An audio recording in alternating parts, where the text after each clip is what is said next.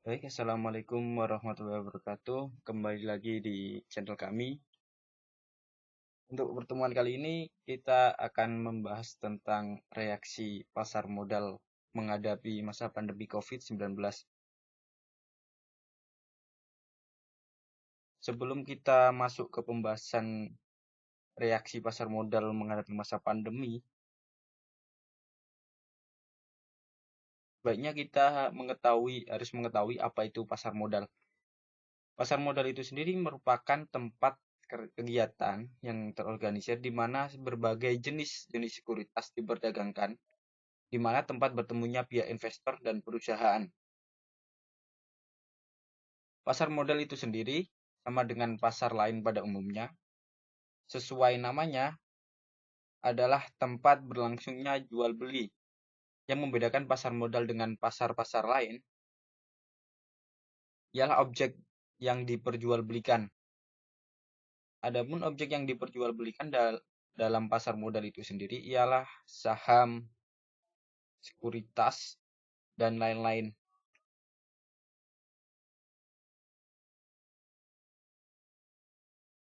Dan adapun pasar modal itu sendiri ialah tempat bertemunya investor dan perusahaan yang go public untuk menjual atau membeli surat-surat berharga atau sekuritas dalam jangka jangka panjang.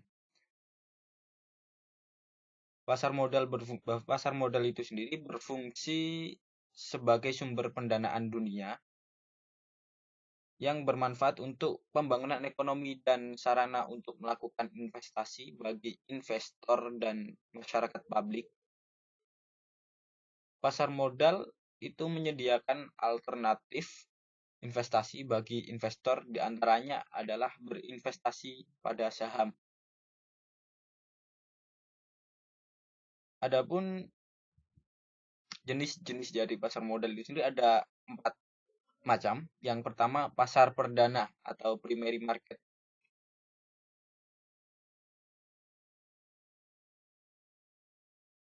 Umumnya penjualan dilakukan sesuai dengan jenis ataupun bentuk pasar modal di mana sekuritas tersebut diperjualbelikan. Untuk yang pertama, pasar perdana atau primary market. Adapun pasar perdana itu sendiri ialah penawaran saham dari perusahaan yang menerbitkan saham kepada pemodal selama waktu yang ditetapkan oleh pihak sebelum saham tersebut diperdagangkan di pasar sekunder.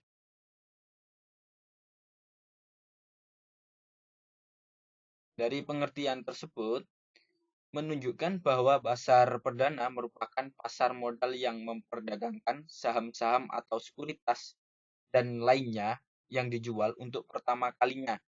Jadi yang pertama kali sebelum saham tersebut dicatatkan di bursa atau harga saham di pasar perdana. Adapun harga saham di pasar perdana itu sendiri ditentukan oleh penjamin emisi dan perusahaan yang akan go public.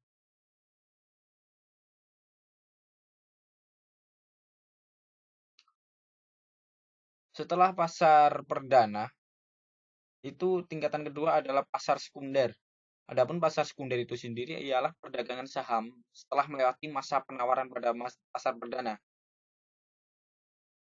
Jadi pasar sekunder di mana saham dan sekuritas lain diperjualbelikan secara lebih luas setelah melalui masa penjualan di pasar perdana. Harga saham di pasar sekunder ditentukan oleh permintaan dan penawaran antara pembeli dan penjual.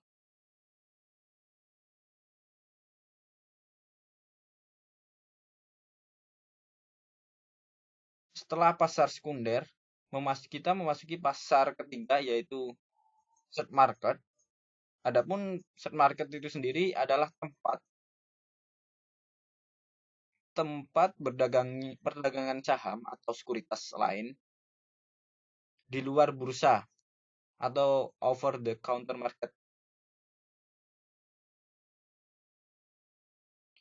Bursa paralel merupakan suatu sistem perdagangan efek yang terorganisir di luar bursa efek resmi dalam bentuk pasar sekunder yang diatur dan dilaksanakan oleh Perserikatan Perdagangan Uang dan Efek dengan diawasi dan dibina oleh Badan Pengawas Pasar Modal dan lembaga keuangan. Dan yang keempat adalah pasar keempat atau fourth market. Pasar keempat merupakan bentuk perdagangan bursa efek antar pemodal atau dengan kata lain pengalihan saham dari suatu pemegang saham ke pemegang saham lainnya tanpa melalui perantara perdagangan efek. Bentuk transaksi dalam perdagangan semacam ini biasanya dilakukan dalam jumlah besar atau block sale.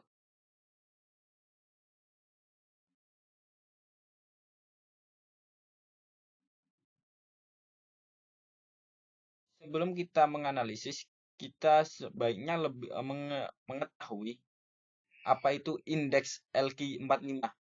Adapun indeks LQ45 itu sendiri ialah indeks saham yang memuat 45 saham emiten yang mempunyai likuiditas yang tertinggi pada periode tertentu.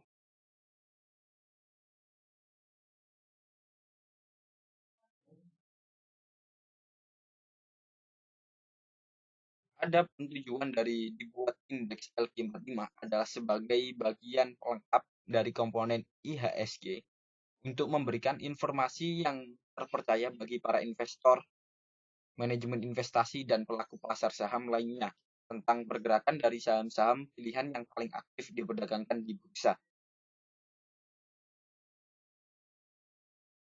Semua saham yang masuk dalam perhitungan IHSG atau indeks harga saham gabungan berhak untuk masuk indeks LQ45. Hanya saja ada kriteria yang harus dipenuhi untuk masuk ke dalam indeks LQ45 yang akan dibahas di bawah. Oleh karena itu, daftar emiten yang dimuat pada indeks LQ45 ini ditentukan tidak tetap dan selalu diperbarui setiap 6 bulan sekali pada awal Februari dan Agustus.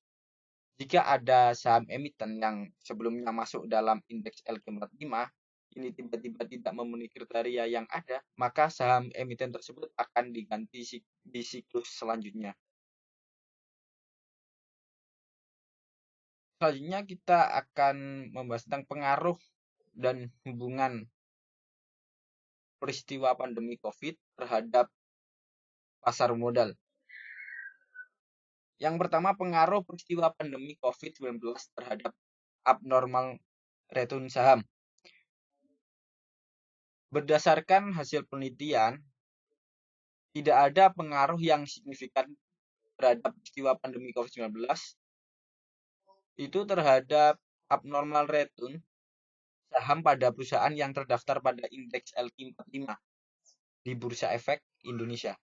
Sebagai satuan instrumen ekonomi, pasar modal itu tidak lepas dari berbagai pengaruh lingkungan, baik lingkungan ekonomi maupun lingkungan non-ekonomi. Pengaruh lingkungan non-ekonomi, walaupun tidak terkait secara langsung dengan dinamika yang terjadi di pasar modal, namun tidak dapat dipisahkan dari aktivitas bursa saham.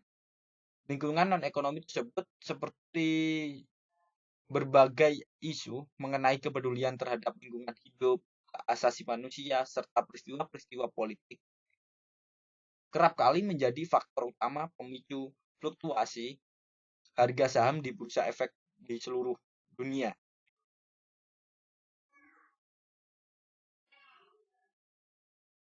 Dalam penelitian tersebut, tidak ada pengaruh yang signifikan terhadap peristiwa pandemi COVID tersebut terhadap abnormal return. Dikarenakan investor tidak terpengaruh akan adanya peristiwa pandemi COVID-19, investor telah belajar di wabah-wabah yang terdahulu, contohnya wabah SARS, yang dianggap mirip dengan COVID-19.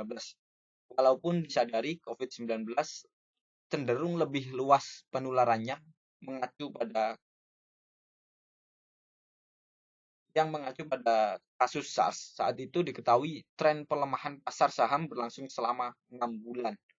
Muncul ekspektasi bahwa tren kondisi bearish market akibat COVID-19 ini hanya dalam jangka pendek. Khususnya, penguatan kembali lebih cepat pada saham-saham perusahaan yang memiliki fundamental kuat tetapi tertekan dalam jangka pendek akibat COVID-19.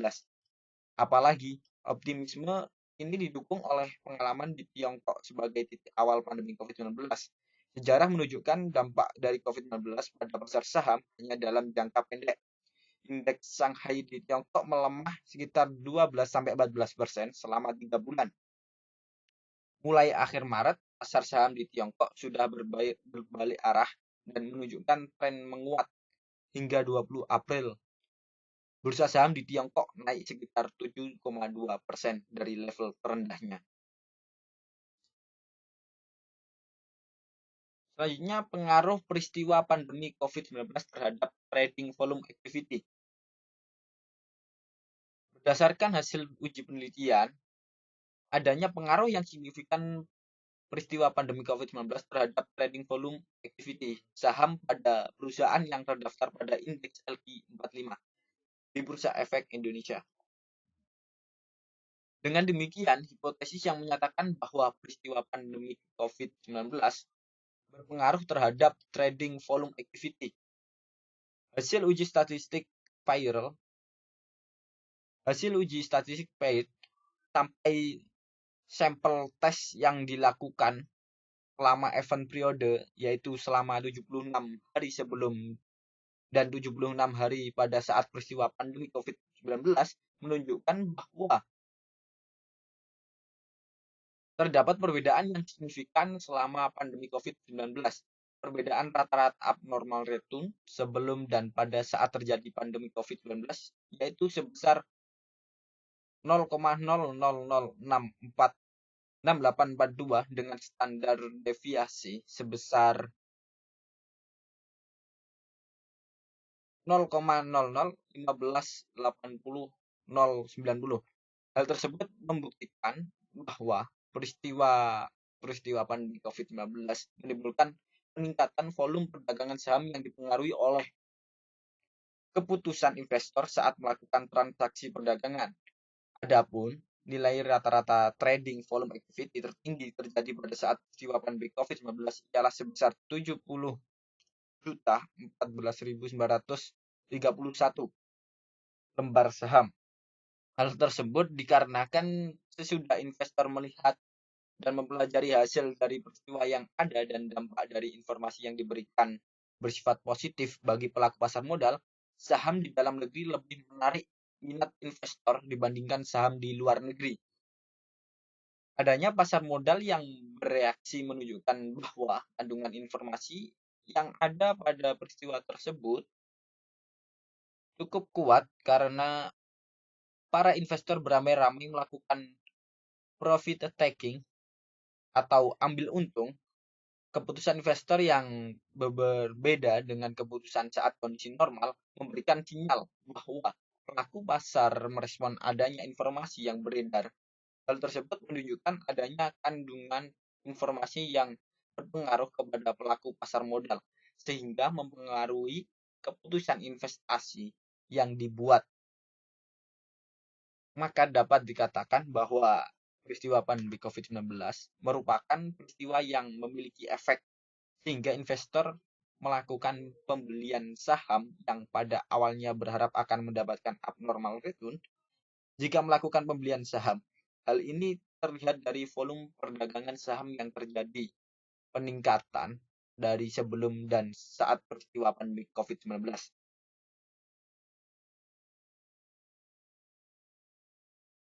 Selanjutnya, kita membahas tentang hubungan pengumuman kasus virus corona atau COVID pertama di Indonesia dengan trading volume activity. Volume perdagangan merupakan bagian yang diterima dalam analisis teknikal. Kegiatan perdagangan dalam volume yang sangat tinggi di suatu bursa akan ditafsirkan sebagai tanda pasar akan membaik. Peningkatan volume perdagangan saham dibarengi dengan peningkatan harga merupakan gejala yang semakin kuat akan kondisi bullish. Reaksi pasar tidak hanya ditunjukkan dengan adanya perubahan harga saham yang tercermin dari abnormal return, tetapi juga ditunjukkan dengan adanya perubahan activity perdagangan yang tercermin dari volume perdagangan saham perusahaan yang bersangkutan. Volume perdagangan dapat juga diukur dengan trading volume activity. Trading volume activity dapat digunakan untuk melihat apakah investor secara individual menilai informasi dari suatu pengumuman ini sebagai sinyal positif ataupun sinyal negatif untuk membuat keputusan. Apabila investor mengartikan sebagai sinyal positif atas informasi tersebut, maka permintaan saham akan lebih tinggi daripada penawaran saham, sehingga volume perdagangan akan meningkat dan begitu pun sebaliknya. Mungkin itu saja yang dapat kami sampaikan. Cukup sekian dan terima kasih. Dan jangan lupa untuk selalu support channel kami dan jangan lupa subscribe. Subscribe nggak berbayar, subscribe gratis. Jangan lupa like dan komen. Sekian, wassalamualaikum warahmatullahi wabarakatuh.